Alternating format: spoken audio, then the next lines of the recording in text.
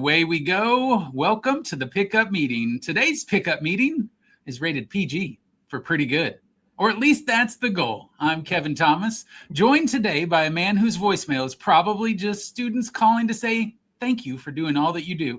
My co-host, Brody Shears. Oh, that was good, Kevin. I liked that one. Yeah, see? That's not bad. I think we're going to do better than pretty good, but, I didn't want to do pretty good 13. That feels weird. No, it does. Rated R for radical. I don't know where to go from there. So, Kevin, I was alive and able to go to PG-13 movies when they moved to PG-13. Red Dawn was the reason they went to PG-13. And I don't even know what that is. I saw that movie in the movie theaters. You were 3 years old. Red Dawn, is this Patrick Swayze? Is that right? Yeah. And Charlie Sheen and Jennifer Grey. And yeah, it was C. Thomas Howell. Amazing. If you haven't seen the original Red Dawn, it's worth your time. Maybe I have. I don't know. Yeah, listen, I didn't know that was a thing, but you're quite the wealth of knowledge due to your excess age. Yes. 55 feels pretty good some days. Listen, this episode is releasing in, the middle of May. Here we are. And I got to thinking about dates, right? And I don't know that it's fun or interactive. And you have no idea what's coming, which is a lot of fun today. Golly. I know. This is what happens when you're recording. When you think. It's what happens when you think about things. True. That's true. Hey, so what if we looked at dates of significance in the calendar year and we equated a higher education moment to those dates? Oh, good golly. So, for example, what is the equivalent of the Super Bowl in higher education? I don't know. It's it's right around the time FAFSA kind of comes out, like the FAFSA deadline, maybe. See, I think FAFSA deadline is probably pretty close, right? Because there's a lot of buildup, enormous pressure, and then one day where everything comes together and it's launched, right? And then it's kind of disappointing in the end. Yeah, the award letter when it comes, is that it's either like the halftime show or the game, depending on who you are, right? So what would be the equivalent of St. Patrick's Day? Is it spring break? I think it's got to be spring break or the toga party at the fraternity group. Sure. Right? Yeah. I don't even know if that still happens. We'll have to ask our guest today. Is that still a thing? I think it is. But I never really celebrated St. Patrick's Day. I only have one really crazy St. Patrick's Day, but I don't think it's for this podcast. Oh, what is it? A different podcast? No, it's phone conversation, Kevin Thomas stuff. Oh, got it. Okay. Yeah. Okay. So the Olympics. Give me the Olympics, Brody Shears. I don't know. Gosh darn it. In my mind, the Olympics without the cool intro music is like new student orientation and or university welcome weeks that they do, right? It's just like a sprint. There's events going on all the time. There are things the welcoming, like the opening ceremonies and I get that. We need to encourage at our orientations to be more like the opening ceremonies of the Olympics. Yeah. We're right around Mother's Day. That has to be commencement, doesn't it? I think so. Right? When we say Mother's and Father's Day are similar to commencement where you kind of recognize all of your accomplishments and celebrate them. I mean, Father's Day is in the middle of June.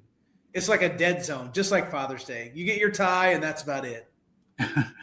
Right? Are you getting a lot of ties from the girls there, Brody? No, they always got good gifts, if I got any gifts at all. You didn't get gifts some years?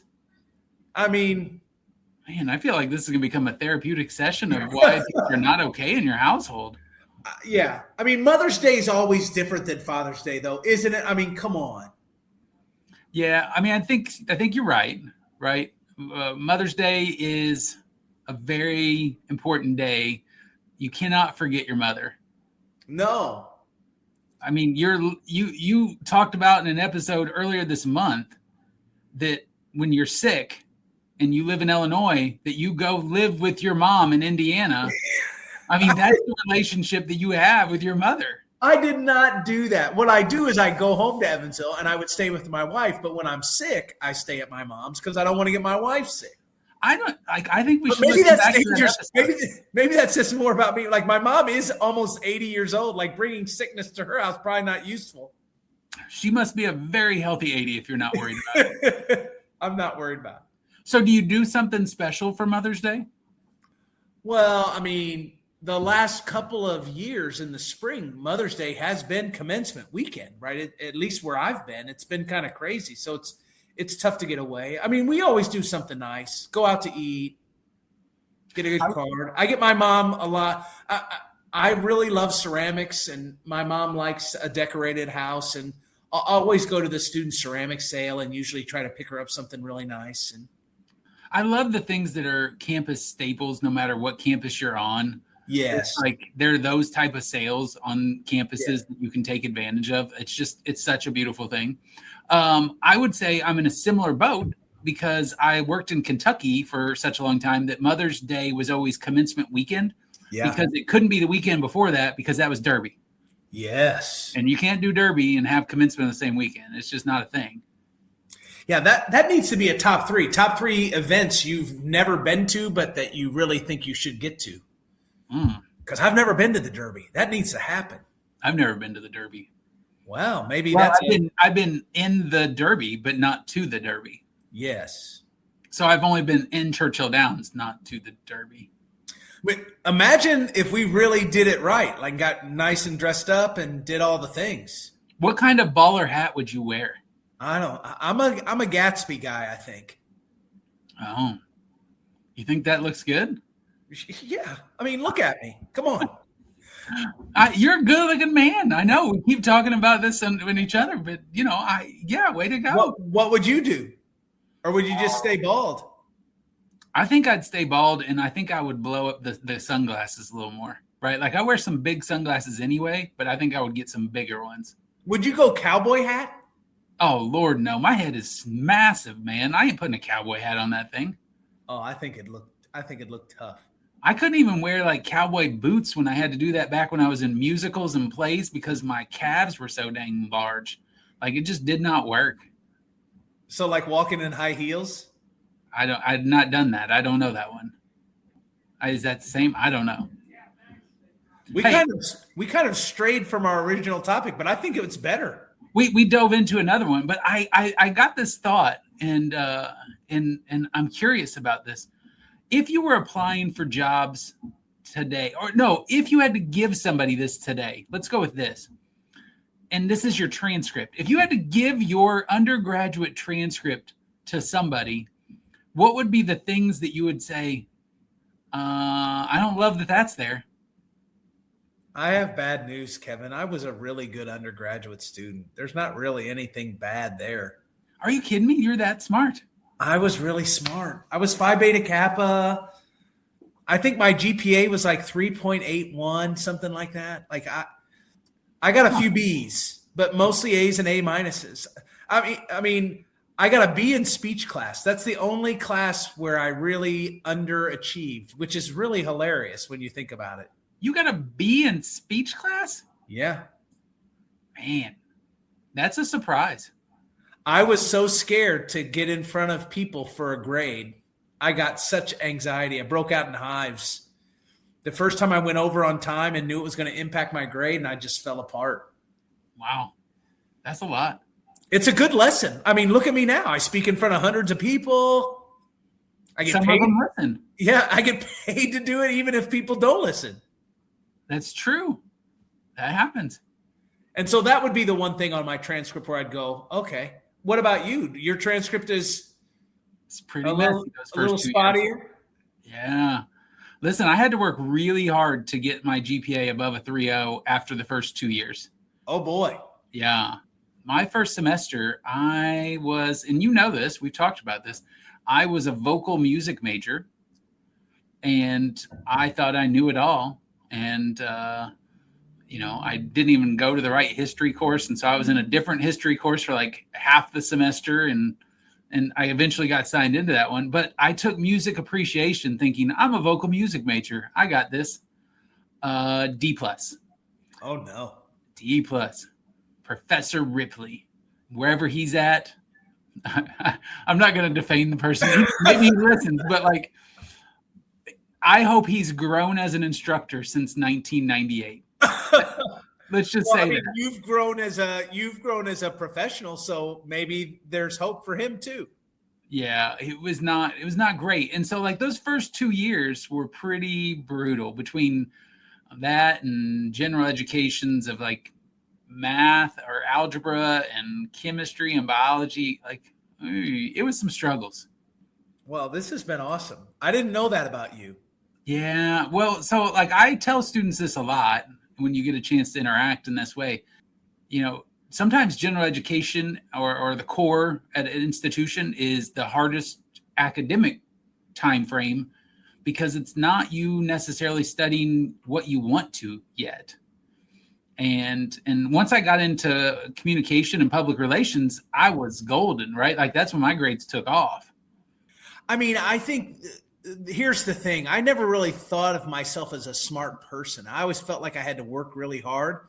And it was really the only thing I was good at was like going to class and doing the work. And I just got to a point where maybe I got lucky, but most of the classes I took, I had great faculty.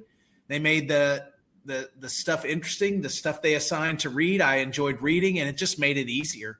And I was pretty well prepared. I went to a Catholic school, like my parents busted their tails so I could go to a parochial school that was a college prep school. And I was ready to go. That first semester, I was like, okay, this is it. Good golly, this is going to be great.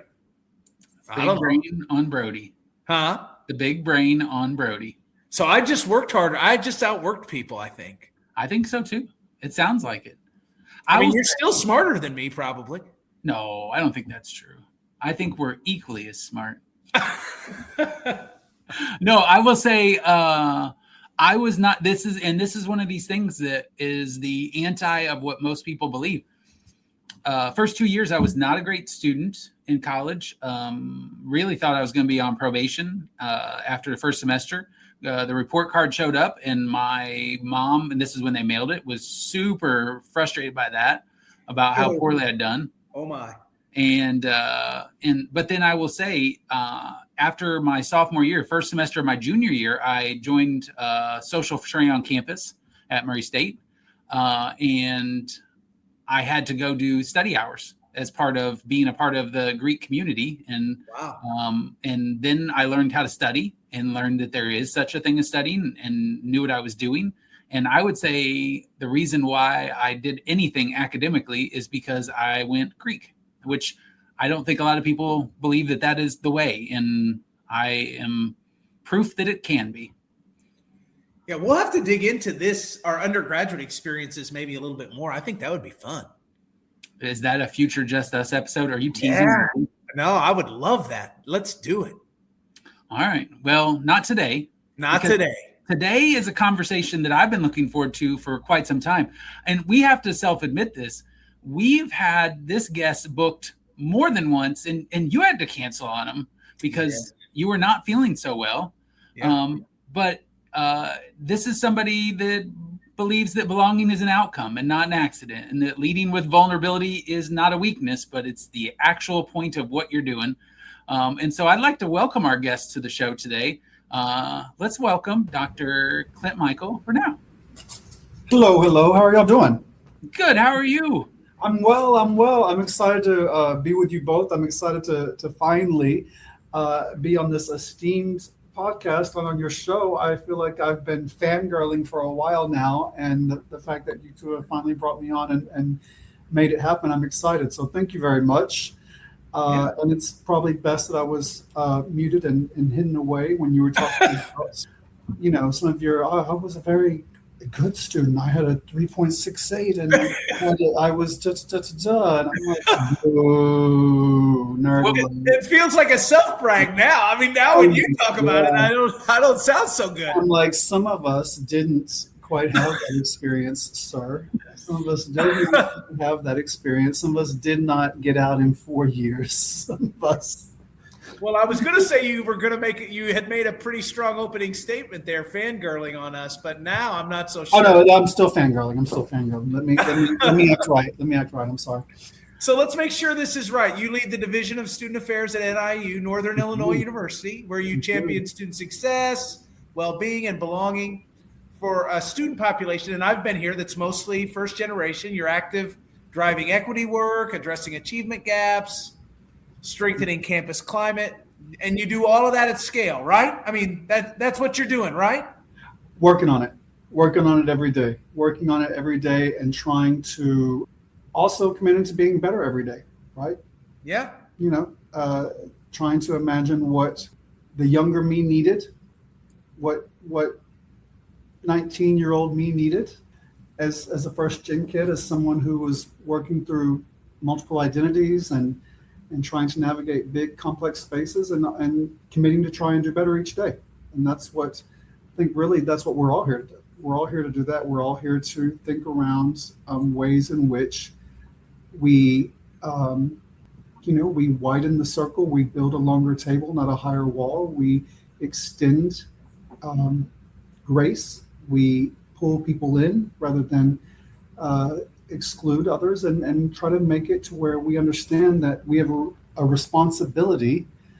We're responsive to and responsible for each other, our colleagues, our students, ourselves, and so that we better get in the game. We better get our head in the game around this work. Yeah, I love it. Clint-Michael, you and I connected within the last couple of years. Yeah. And I'll tell the audience, right? Like Clint-Michael and I had a good time together. We spent a couple of days in DC with EAB, and that's how our paths really interacted. But if you really want to follow somebody that is going to set a standard on social media, Clint-Michael's your person, right? Like, yeah, he is. You need to engage, because I am left in awe. And I was accused the other day of like, well, if you have a posting schedule, then you're trying to be an influencer. And I'm like, I'm not trying to be an influencer. I'm trying to talk about what's happening in higher education, what's happening on our campus. And I think that you do that from a campus standpoint for sure. Yeah. Maybe better than anybody I know. I appreciate that. And I also am going to be honest with you, kind of what you see is what you get. So when you said someone talked about you about trying to be a little influencer or whatever, someone tried to say that with me at one point. And I always get a little salty with that kind of stuff, because the reality is that also I take it seriously around posting that kind of stuff, because a couple of things. Students need to see themselves in the work. They need to see themselves. They need to see the vibrance of the community in which folks are either thinking about attending or choosing to attend. Also, folks that are interested in doing the work need to see themselves in the work and what's possible. The other piece is that we have to let people know what's required of the work, right? That we need to be in a lot of spaces and places, and we need to have connection and community. And that's what comes with this work. There needs to be elements of fun. There needs to be elements of connection and I see you. There needs to be elements of I believe in you. There needs to be elements of you've got this because we've got you. There needs to be elements of the fact that, you make the unknown visible. If someone didn't have a clue about the work, if someone didn't have a clue what it means to go to school or go to college, or someone didn't have a clue about what it means to want to do the work, you have to make that known. And so I take it pretty personally sometimes when folks want to sit on the sidelines and have remarks. Number one, just kind of like when you think about it, and I've done a lot of work with Brene Brown's leadership stuff, and when you're looking at the man in the arena speech and thinking about all that, I also don't have a lot of time for folks who want to give critiques and little drive-bys where they just want to plant and kind of throw little things at you. First of all, not every rock is yours to pick up and carry, right? Not every piece of feedback is yours to pick up and carry. And so if you're in the cheap seats and you're wanting to kind of just throw little snide remarks, that's cute. Keep it moving, because I'm not here to always receive it. And then secondly, also what I tell folks is part of what this is that if you don't define the narrative, trust and believe someone's going to define the narrative for you. Yeah. And so you need to put out there what's happening and what you're doing and how it impacts the community and what our students are celebrating and achieving and what they are working through and discovering. And that's what it's about. So I say continue doing it and listen. No one's sitting up here trying to be an influencer. What we're trying to do is tell the story and try to make the unknown visible. That's what it's about. We talk about this a lot, and Brody and I teach at Administrators Institute for NACADA in our professional association, and we talk about the fact that as a whole, higher education does a terrible job of storytelling. So, to your point, keep telling the stories because that's really a powerful thing. Brody, I know I interrupted you there. No, you didn't. I mean, I think those narratives are really important. I wanted to go back to, it intrigues me. You mentioned Brene Brown and kind of her vulnerability research, right? How have you brought that into your leadership practice? What does it look like for a VP to model vulnerability for an entire division? Yeah. So I'm going to be honest with you. Everywhere that I've worked, any retreat that I run, any division retreat, any leadership retreat, anytime I talk with teams, I talk about the fact that there is power in presence. And presence means not a staged presence, not because I have a title, positionality presence. Like some days you're going to get what you get. Yeah. And, I had to tell a staff member the other day, we're in a really complex time. In this moment, I don't have to give you what you need, right? I'm struggling with it myself. I can't be the raw right now. I don't have the raw in me, right?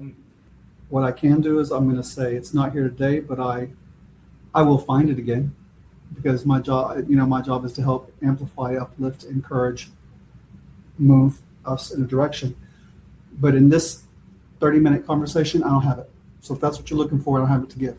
Now, circle back, I'll find it again, but I don't have it right now. And so what I think about in terms of vulnerability is that as a leader, vulnerability means that you're appropriately transparent about the things that you can be. And sometimes that also means telling folks, I cannot speak to you about this, or I will share with you what I can share with you. Yeah. Sometimes it's also about the fact that, you name what's hard. Higher ed we certainly are in any number of things that are hard right now, right? Budgets, morale, public trust, federal regulations, removing diversity, equity, inclusion, and access efforts, looking at, there's a number of things, naming it, talking about what's hard, talking about how it impacts all of us and the multiple personality, multiple identities that we all carry. We all carry some type of identities. And how does it show up? How does it show up in your leadership when something lands hard? Vulnerability also means saying, I don't know. Yeah. I don't know right now. That's great. It also means that helping folks to realize leadership is not unshakable, but it's about being trustworthy in the shake. Right? We are all having moments of crisis on our campuses where the ground beneath us is fracturing, is shaking, we are having deep cuts and fractures in the ground in which we stand. Everything is moving. And again, we don't have to look unshakable, but we have to be trustworthy in the shake. And so what I want to tell people is that, and leadership is just one aspect of it. So when you see a leader, you also have to understand this person is going home and maybe they're a caregiver to a parent with dementia. Maybe they're dealing with a relationship that is on the fritz and dealing with stuff that is hard at home. Maybe they have a child who is sick. Maybe they have bills that you can't imagine. Everyone has multiple pieces of the identities that are seen and unseen. And leadership is, the vulnerability piece is that you stay present when you want to retreat. You think about, when you talk about Brene Brown, when clear is kind, unclear is unkind. Yeah. And sometimes that clarity means,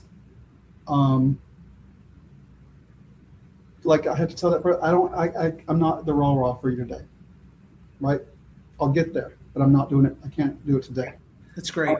The other thing is also understanding vulnerability means understanding when you're leading from ego.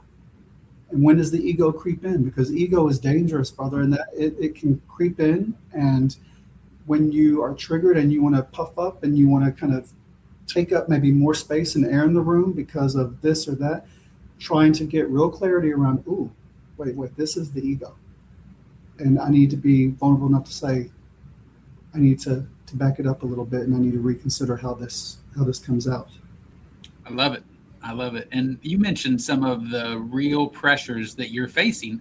I think universities are facing them, but student affairs right now, budget pressures, political pressure, enrollment pressure, mental health demand. Yep. I know that I would say you are an ambassador and champion of a culture of care. Yep.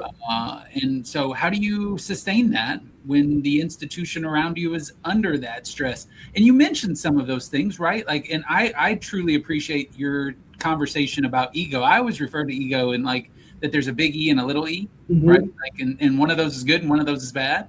Right. But the other thing that caught me in your answer there, and maybe you'll touch on it here, is like that ability to say, I don't know. And when we sit in the chairs that we sit in, sometimes that's the most terrifying answer to give. Right. And we also fool ourselves sometimes because we think that we have to have the answer for everything, right? And sometimes in order to lead well and to lead right, we have to understand, again, we are people. And I think anytime you're in student affairs and you're working with student success in all the areas that seem like they have to move quick, I always tell teams, we're the people that have to be prepared to be in the moment, right? You've got to be in the moment. Yeah. And what I also have to remind people, and I had to do it, and it was uncomfortable, and I had to do it in a meeting with other vice presidents this week. You have to get clarity around the swirl, and when people want to escalate your reality and bring you into the swirl. And if we're all on 12, boo, I can't be on a 12 with you, right? Like somebody has to be on a 2. And so one of us has to be on a 2, boo, because we all can't, there can't be 8 of us in this room on a 12. And so the other piece that I try to remind people is, yes, this is important. And I am not holding a scalpel in my hand right now, right? I am not about to cut into someone's brain. There is power in pause. Sometimes we have to take a moment to pause, get clarity, kind of back out of the swirl, and be able to think in a way that makes the best sense, because that is care. About the next best moment and trying to lead with intention. The other thing about care that I've learned, and probably the biggest leadership lesson in my life, is that all people the world over are seeking one thing, and that's validation. And whatever that form is that it shows up, we all want validation in some form or another. And so this idea around, we all have 3 things in common, no matter who we are. That, the 3 of us on this call may have very different backgrounds, may have very different experiences, may have very different lived realities, but in some form, we all want to know, do you see me? Do you hear me? And does what I say matter? And that's what it's about. When a student has a conflict in the classroom, when a student has a conflict in the residence hall, when a colleague and you have a conflict, when you're boothing at home and you have a conflict, it's because someone doesn't feel like they've been seen, that they've been heard, or that they matter in some way. And so thinking around that, and that's a culture of care. A culture of care, it's also not how you talk, it's how you design. How are you designing policies? How are you designing spaces that let people know they matter, that make it to where leaders don't want to disappear when things get hard and crisis happens. And that, we also know that care is not soft. A lot of times we think that care, oh, if he's talking about care, oh, here comes this dude talking about care again. No, care is not soft. Care is one of the hardest things you can do. I have led California. We used this book with our veterans. We had one of the most successful veteran centers in California. We used this as a leadership book with our veterans. Since I've been here, we've used this work with our football team. Care is not soft. Care is intentional. It's structured. And care is accountability. Yeah. Care is accountability and how you choose or choose not to show up for others, right?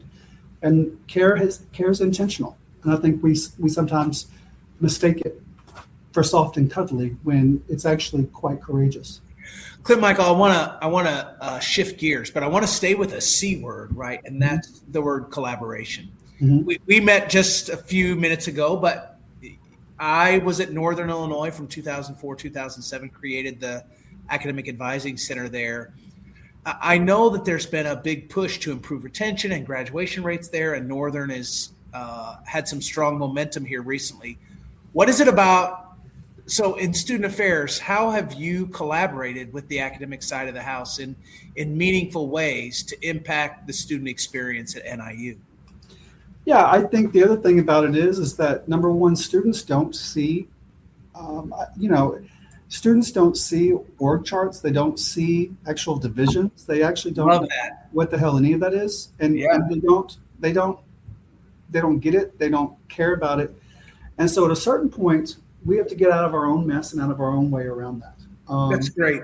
My most important relationship really needs to be, I need to have some of the most important relationships I need to have are with the provost, with our academic counterparts, with our colleagues, with our diversity VP, with the president, around thinking about so what we have is we have what we call a student experience team that I help lead. And it is a group of leaders who come together from academic affairs, student affairs, diversity, equity, inclusion. And we really look at how are we utilizing high-tech, high-touch ways, whether it's AI, things that we're working to transcend, whether it's how we're using alerts and systems to take and center the humanity in this work.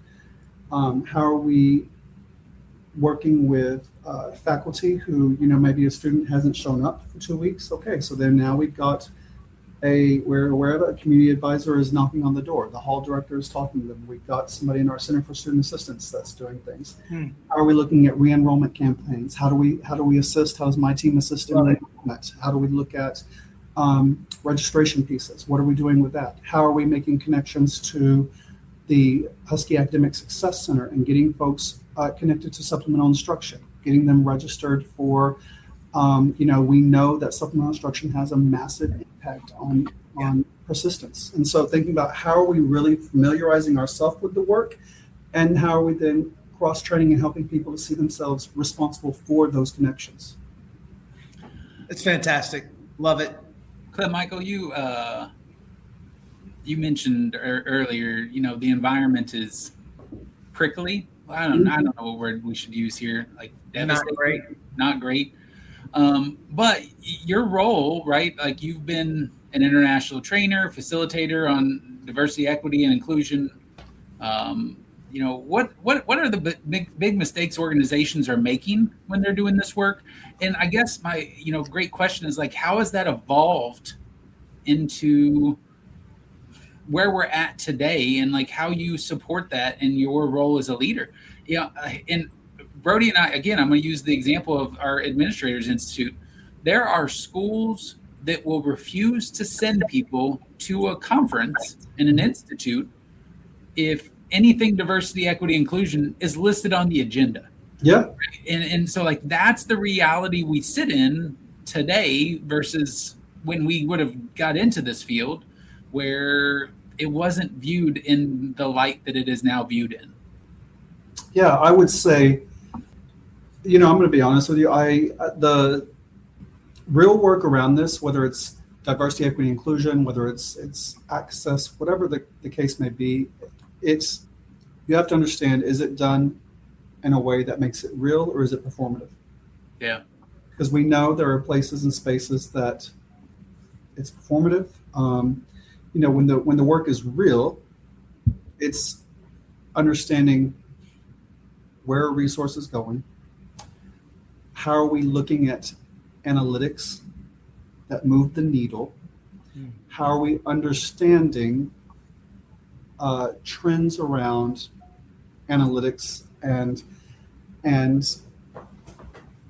how does that translate into what are we doing with DFW courses? What are we looking around summer bridge work? What are we looking around how student organizations are funded, at access and equity models? How are we looking at leadership development and training?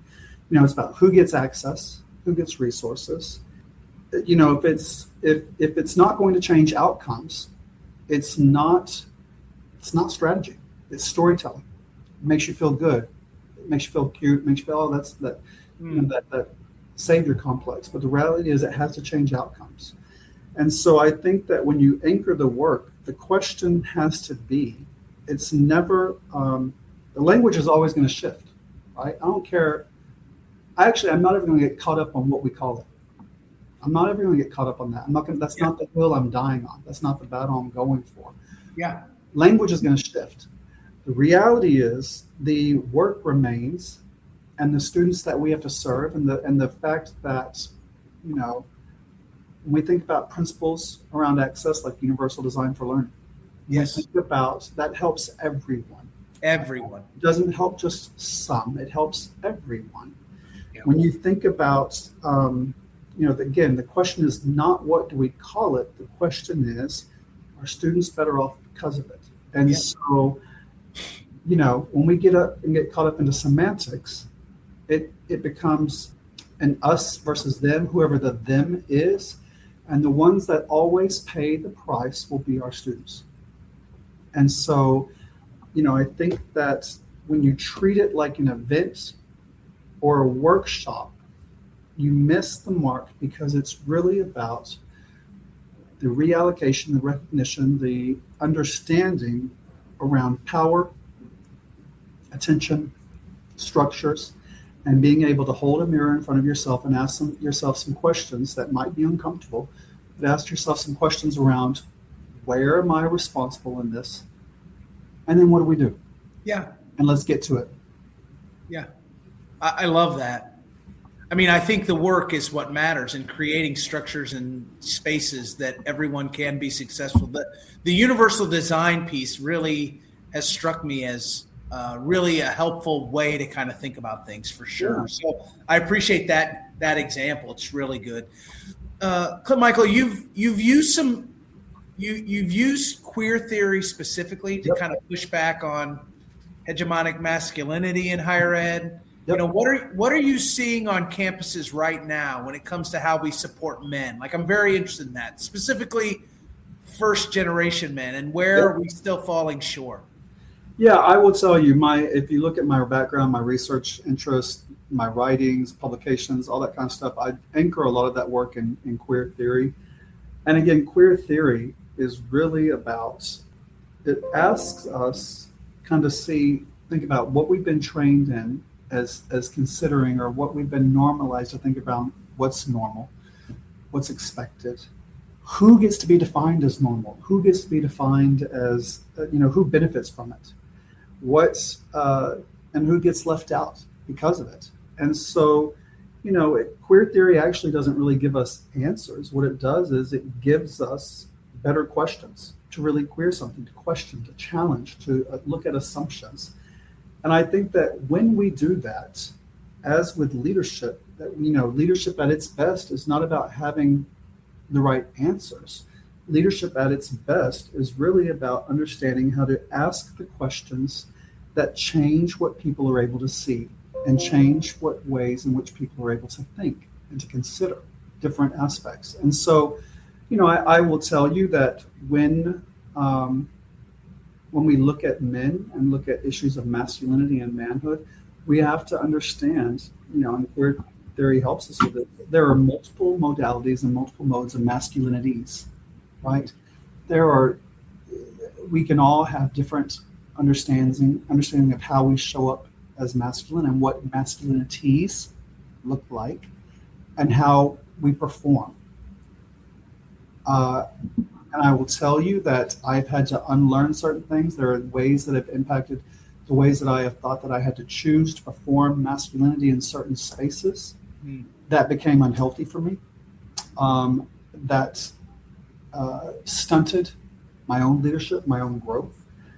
And I will tell you there are ways that I have to reimagine what healthy looks like for me as a man, as someone who identifies as a man. And so I will say that in our work, my biggest champions have been my Greek life system, our fraternities, our veterans in places that I've worked, because I've really been able to, I'm very clear with students about, you will know I love you, and you also know I will. I'm also, listen, if I got to cuss you out in the same breath, I will love you and I will hold you accountable at the same time, right? And I'm going to show up. This is how I show up, and I show up. And so what you see is you're going to get the multiple pieces that I show up with. And so I think that, again, teaching folks to understand leadership, masculinity, all of it's connected. It's around helping us to ask and challenge ourselves to ask the questions around seeking how we change what people are able to see about ourselves and about each other. It's great. Listen, this is not a question on our list, but as we're sitting here, and for our audio listeners today, Clint-Michael, is your office the Oval Office? Like, you got the oval walls behind you, and I'm like, brother, what is happening here? I will tell you. So my office, I'll be honest with you, it's in a castle. So our Old Main is like this old castle building. It's beautiful. Yeah. It's a nice. I will tell you, it's a nice office. I have a nice space. I listen. The raggedy thing about me, I don't have anything hanging on. I don't have any pictures up. I need to put some pictures up on the wall. I have stuff all throughout, but I don't have anything hanging on the wall. Also, partly because the walls are kind of curved and it makes it a little. But yeah, so there's turrets. There's all kinds of stuff going on, brother. I'm up in the castle now. Come on now, from the castle on the hill. I remember it, Clint-Michael. I remember it. Listen, then Ed Sheeran wrote a song about it. Like, he did, and you better believe the wildest thing. You better believe my little British Ed Sheeran. I lived in London. I'm a London boy through and through. I love that. That song makes me cry every time. Every time. I love that song so much. I try to sing it and I can't do it. I cry every time. And he does something about photographs too. I think he does a song about photographs. Yeah. Listen, don't. I can't do it. I can't either. We're on the same page. How'd that happen? We jumped away there, but all of a sudden I'm like, man, like this office has a vibe. So if you're listening on the podcast today, keep listening and then go back and rewatch on YouTube later on, because this office is a vibe. I dig it. Well, thank you. I appreciate it. Clint-Michael, you have had leadership roles in crisis communication. This is an area that I grew up in a little bit as well. What's one thing you know about how institutions respond to crisis that maybe you didn't know earlier in your career and that you wish more people in higher education grasped at this moment? I will tell you that anyone listening, I've been at a campus before, and I did a tabletop exercise with a group, and someone raised their hand and said, well, this is all well and good. This is fine, but this situation would never happen here. And the reality is, I tell folks, it's not a matter of if, but it's a matter of when. Whatever variation of something happens, but it is a matter of when. I will tell you that every crisis holds two truths about it. You have every crisis will, every situation holds two truths. And what I'm learning, what I continue to learn, what I have learned is that accountability matters, and that your institution, the people working the crisis, accountability matters in response, in preparation, in an analysis of how we review and examine it afterwards, in the students that may be involved. Whatever the situation is, accountability matters. And so that's the first truth. The second truth is humanity matters. And so both of those are true at the same time. And when you're dealing with a crisis, again, people, what I tell about people, the biggest thing that I've learned about people, and again, we are all in the people business, is that you are the most important work you will ever do. You are. It's not about what your job title is, what your salary is, what your, whatever. You are the most important work you will ever do, because if you don't do the self-work, you're going to bleed onto people that never cut you. Something at some point is going to trigger you. Something is going to give you angst. You're going to spin. You're going to sabotage. You're going to do something.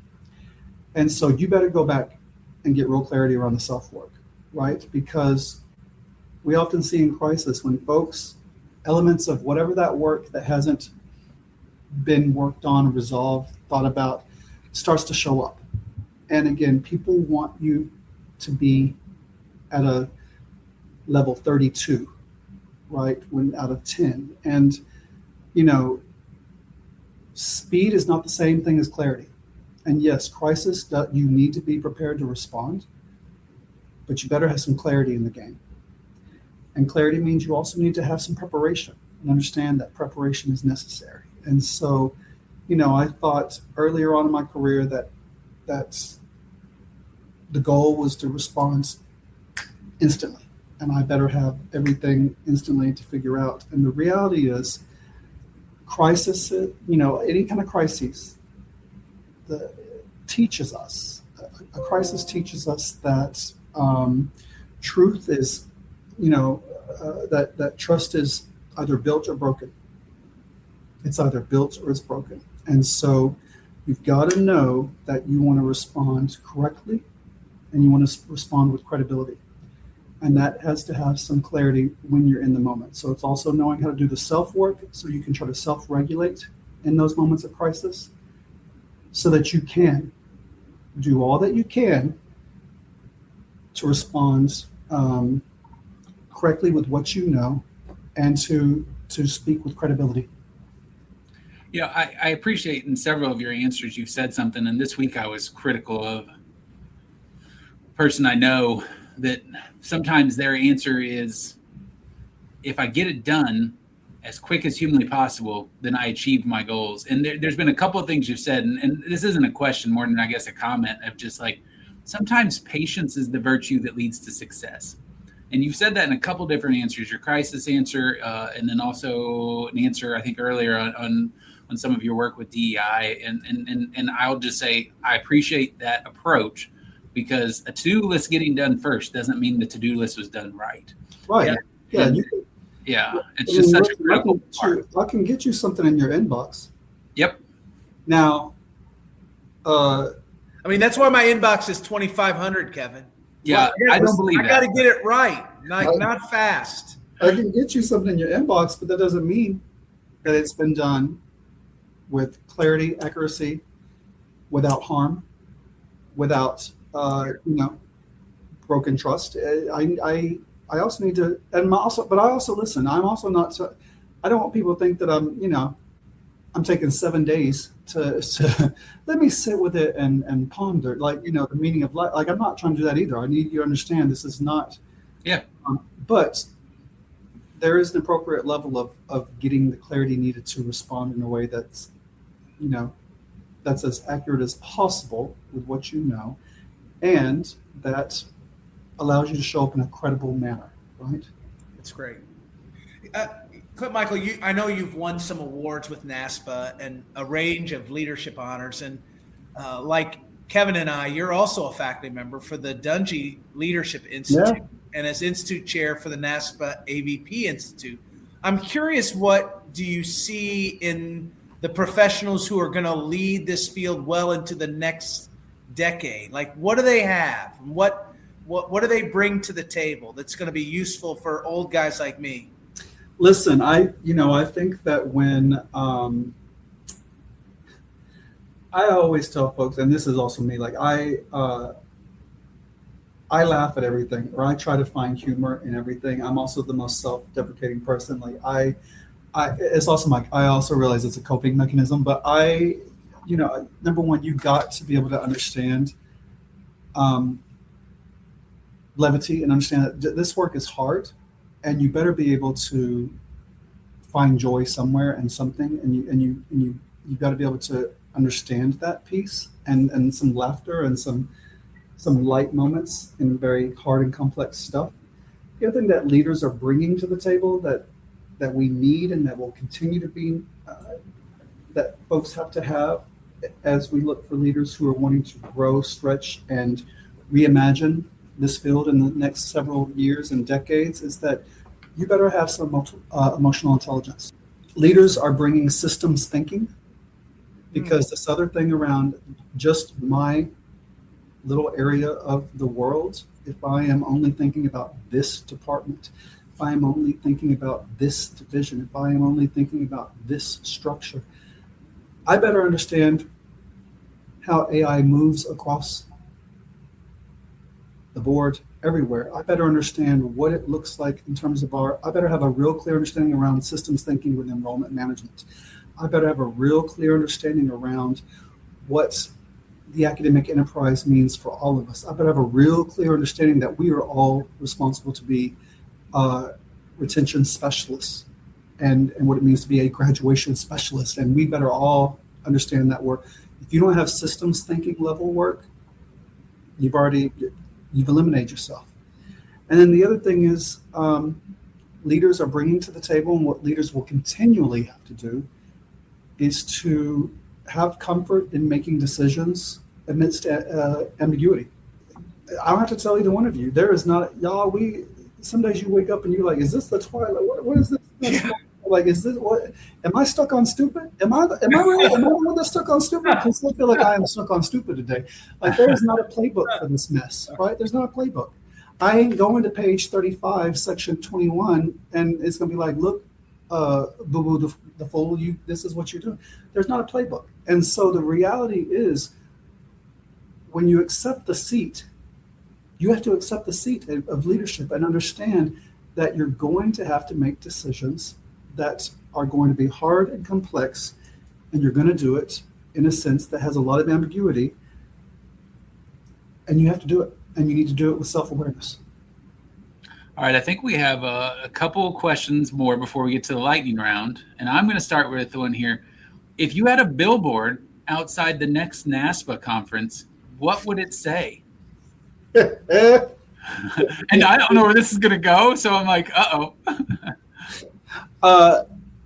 Listen, I mean, is this a billboard? So listen, is this talking about like single, ready to mingle? He needs to find a boo, like, accepting dinner dates. Like, what? No, okay. So all right, so that's one billboard maybe.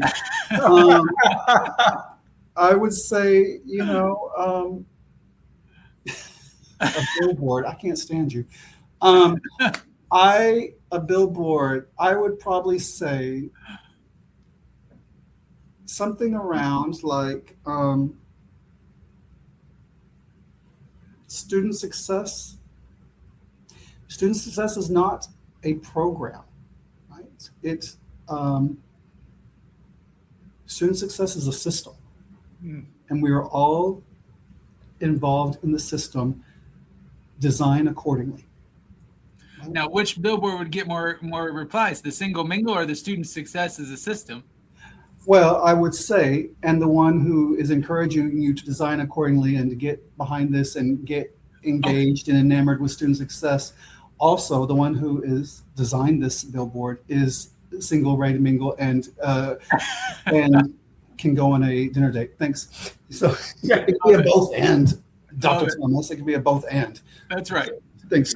So we'll stay personal here. Like, you've lived in Texas, Massachusetts, Louisiana, California, London, and now Illinois, right? Yeah.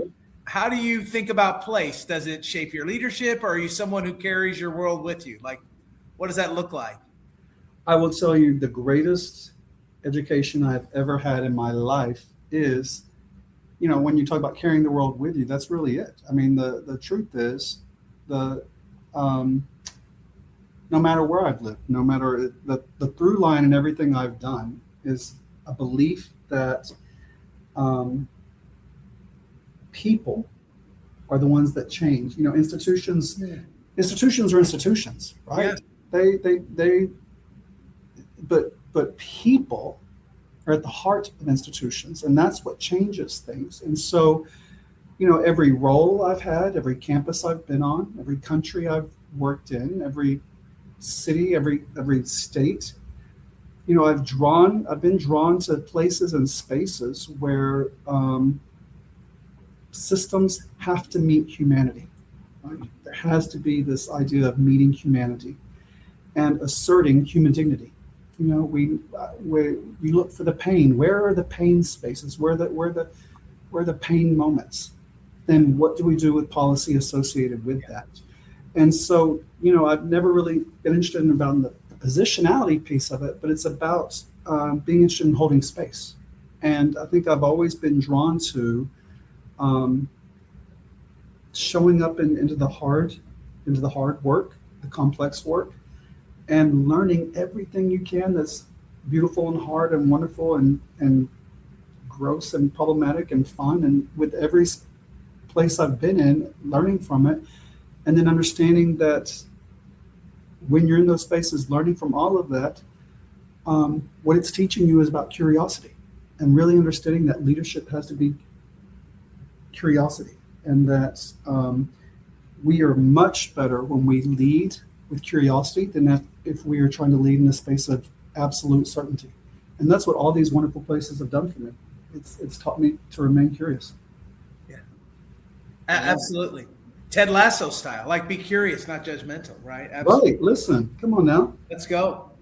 Well, I think Kevin and I have been talking about this, right? We've been talking about, or maybe I've been talking about it, but like these ideas of like thinking about the places where we've been and the lessons we've taken from those places. Both of us have been in 3 or 4 spots, right, in our professional career. I think each of them have taught us something really, really valuable. And so I really appreciate that idea that you've shared, right? And I just think that's a fun exercise to kind of reflect on in every location I've been. What were the real lessons, and how have they scaffolded to the point where I am today? Right? Absolutely. And absolutely, Brody, the thing about that is life is always a teacher.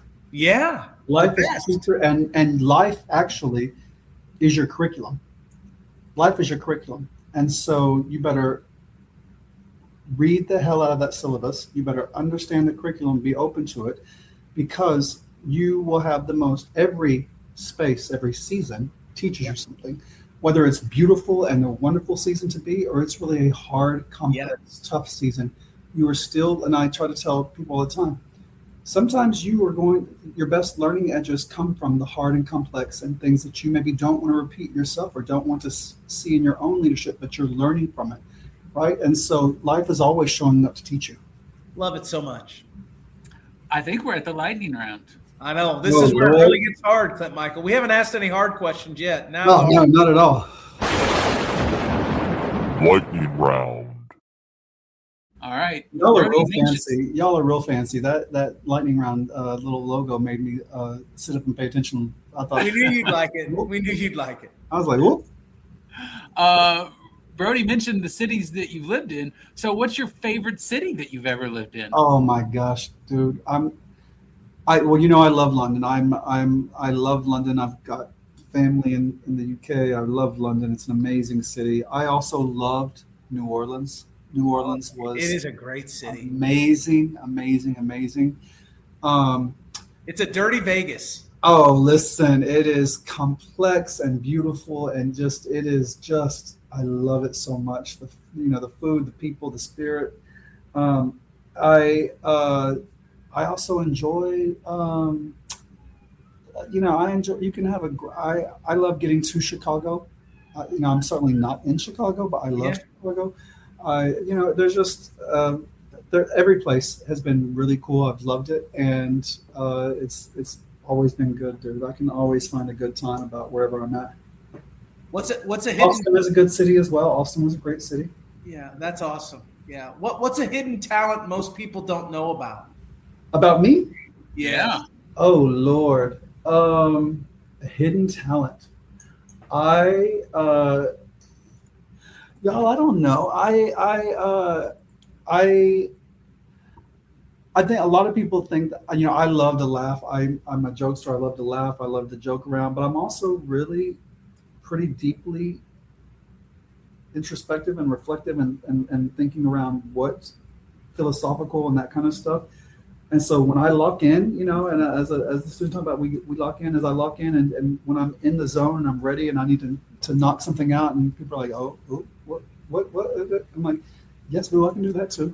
But and a hidden talent, oh God,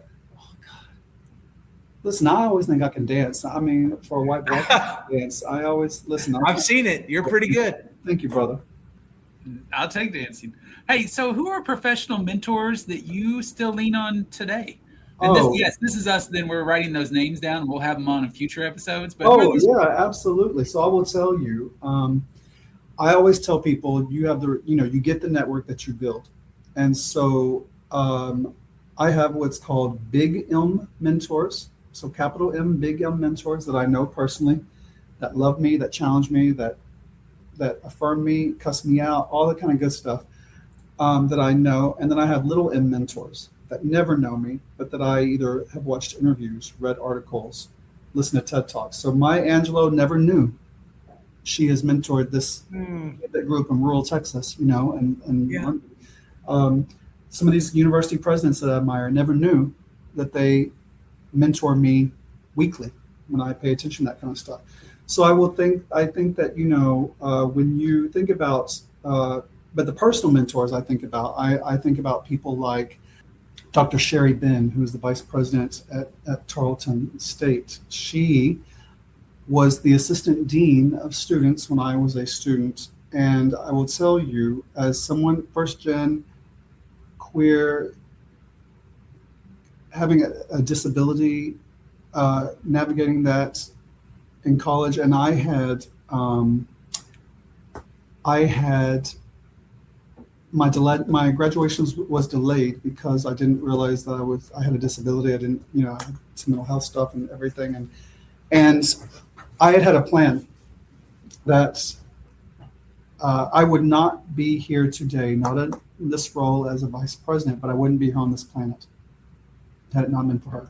Yeah, that's when amazing. I talk about power, like she saw me and she saved me, and so she's someone that mentors me. I think about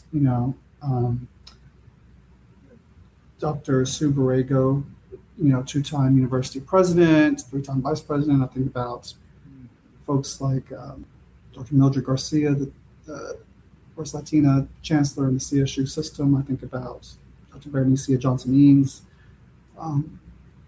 first woman president at Cal State LA.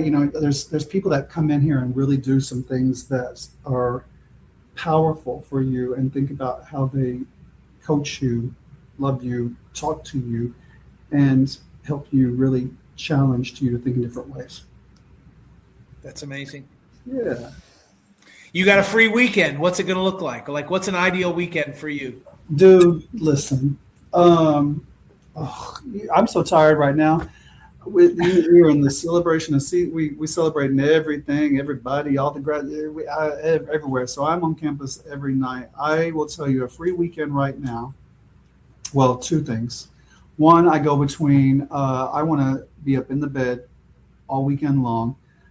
Maybe have a cute little dirty martini up in there somewhere, and I want to binge as much trash Netflix show, whatever I'm watching. I want to binge all the seasons like in one weekend without having to get out of bed, and then sleeping. And so I like that.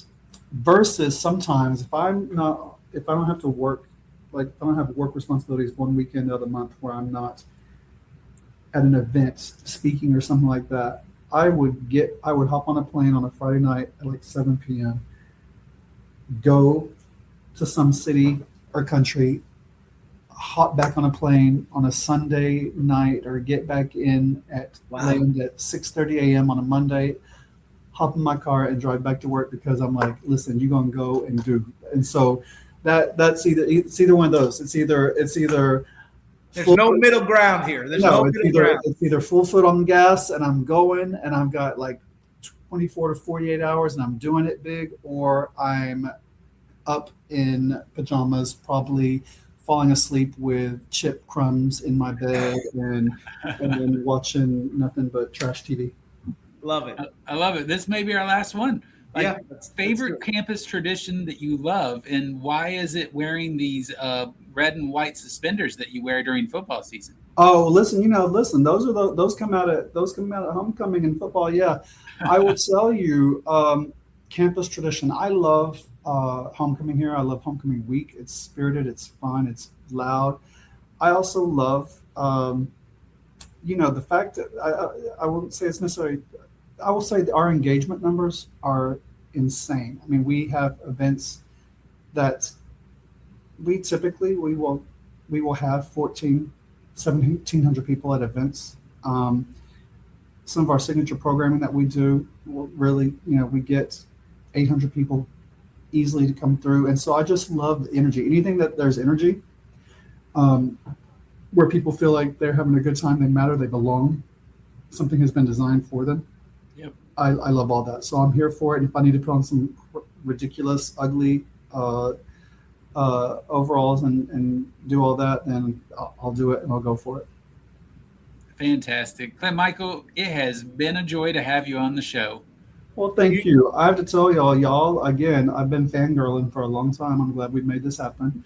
Y'all two are pretty awesome and highly intelligent. Thank you for being thought leaders in this field. Thank you for bringing the energy. Thank you for bringing the thought and the dedication. And also just thank y'all for being such really cool podcast hosts. This was a very enjoyable experience. And y'all are, you both have, these great little radio or podcast voices. And I'm just like, ooh, just smooth that in. Flattery will get you everywhere, Clint-Michael. That's right. You stop. This is future second guest. Yeah. Second time. Bring me back and we'll do it again. Yeah, you're aiming for the Tom Hanks group, right? The 5 times on Saturday Night Live. We're gonna get Clint-Michael back. I'm there. All right, thanks so much, Clint-Michael. Great to see you. Y'all take care, okay? And wait, listen before y'all go. I'm just gonna do it. I'm taking a picture of us. Oh yeah. Because look at how cute we are. All right, listen, y'all be good, okay?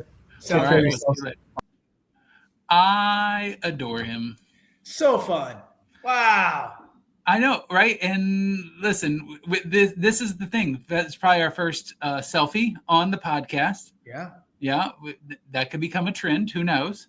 But I'll tell you, I had a chance I was part of a group that was really just, we got to interact over 2 months.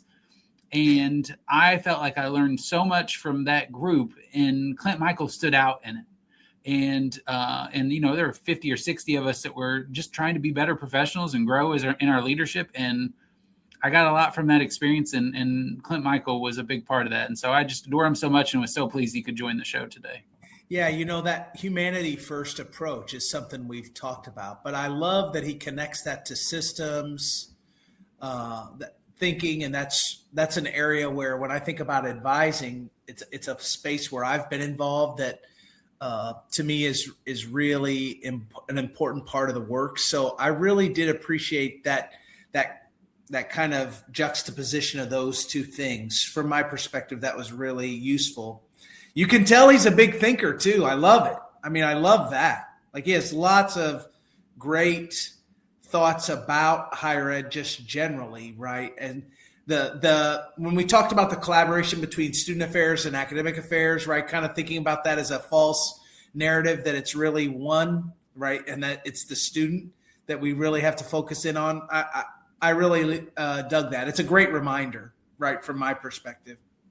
Speaking of things you really dig, I know. Our top 3 is your favorite or the top one-hit wonders of all time. Yeah, I was glad we kind of mentioned music. Like we got into the Castle on the Hill, which is a fantastic Ed Sheeran song. By far my favorite Ed Sheeran song. But one-hit wonders, I mean, those were kind of created a little bit before your time, like the 80s. So, but I mean, I guess there were one-hit wonders in the 60s and the 70s too. I don't think this is an 80s thing. I think this is timeless, right? Okay. What's your 3? Hit me with it there, Grandpa. I love the New Radicals, You Get What You Give. Love that. I love Gaudier. That's kind of a newer one, somebody that I used to know. And then from the 90s, I can't believe I don't have an 80s one-hit wonder, but Len, Steal My Sunshine kind of stuck out. Like I just love that track. It's such a fun track. So those are my 3. I'm on board with 2 of your 3. We'll save it for later on which one I'm like, but I'm on board with 2 of your 3. All right. So I have Take On Me by Aha. You're going to make me angry because you're going to say it's not a one-hit wonder. Absolutely. We're going to have real big words about that. You're wrong. No one other than you and Carrie Kincannon can name another Aha. The people that were in Aha can't even name another Aha song. I'm going to go with Come On Eileen. Great. Let's go. Right. And Ice Ice Baby by Sir Vanilla Ice. Oh my goodness. Love that. Those are epic. Dude, Aha is one of the most successful European acts in history. They played the Nobel Peace Prize concert in 2015. They have multiple tracks that are amazing. That no one other than you knows. Their second album's better than their first album. And here's my thing about Take On Me is if it was released today, it would be a hit. Yes. It is timeless. Not only a one-hit wonder, but timeless. I mean, Aha has made more albums than you even would want to know. I don't know, but it's a lot. At least 10. Listen, it is in my top 3. Get out of my business. They're not a one-hit wonder. That's all I'm saying. Well, be wrong wrap this thing up there, Grumpy. It's a Friday. Calm down. Friday right. For sure. Yeah, you're so funny. So, hey, how about this? Until the next pickup meeting, let's just do good and be nice. How about that?